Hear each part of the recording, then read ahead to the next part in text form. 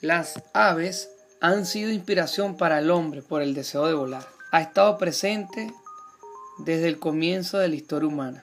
Para muchos, este sueño era imposible. Para otros, significó un reto. Primeramente, las capacidades como ser humano no permitían hacerlo. Y la pregunta, ¿cómo puedo volar?, se la hacía al hombre constantemente. Pero aún así, el deseo inspiró las historias de aquellos personajes que tenían poderes para volar. Una de las más famosas que conocemos es la historia de Ícaro y Dédalo, que se encontraban prisioneros en una isla de Minos. Se construyeron unas alas con plumas y cera para escapar, y al elevarse fueron alcanzados por el calor del sol y la cera se derritió cayendo al abismo. Los primeros registros de los diseños y teorías ideadas por el hombre data sobre el año 300 a.C.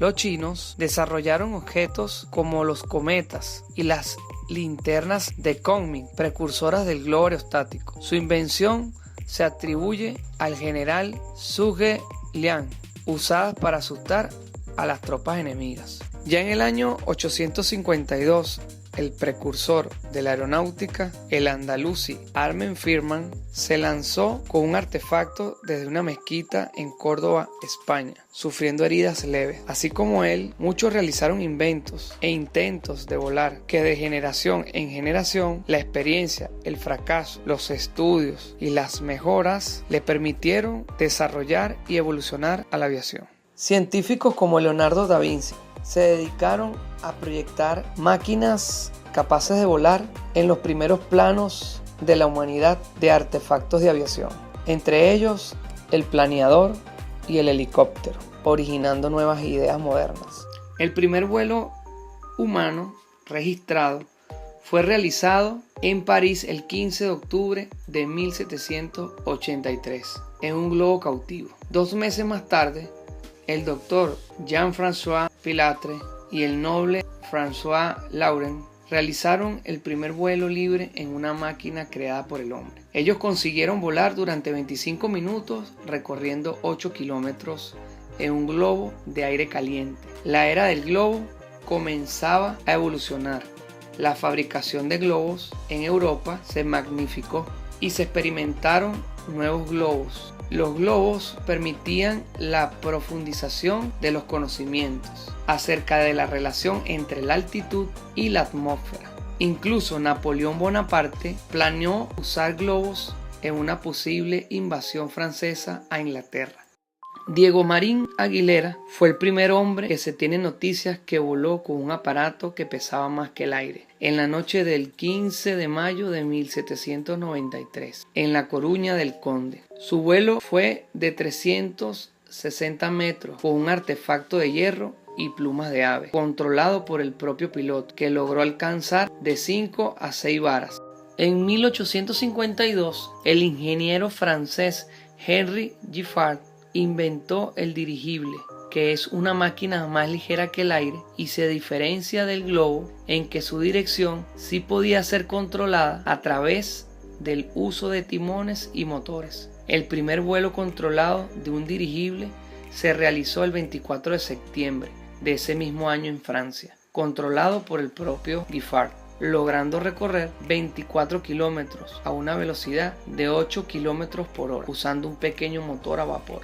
Con la invención del globo y del dirigible, los inventores pasaron a crear máquinas más pesadas que el aire, que fuesen capaces de volar por propios medios. En primer lugar aparecieron los primeros planeadores, máquinas capaces de sustentar el vuelo controlado durante algún tiempo. Ya en 1799, George Cayley diseñó un planeador relativamente moderno que contaba con una cola para controlarlo y un lugar donde el piloto se podía colocar.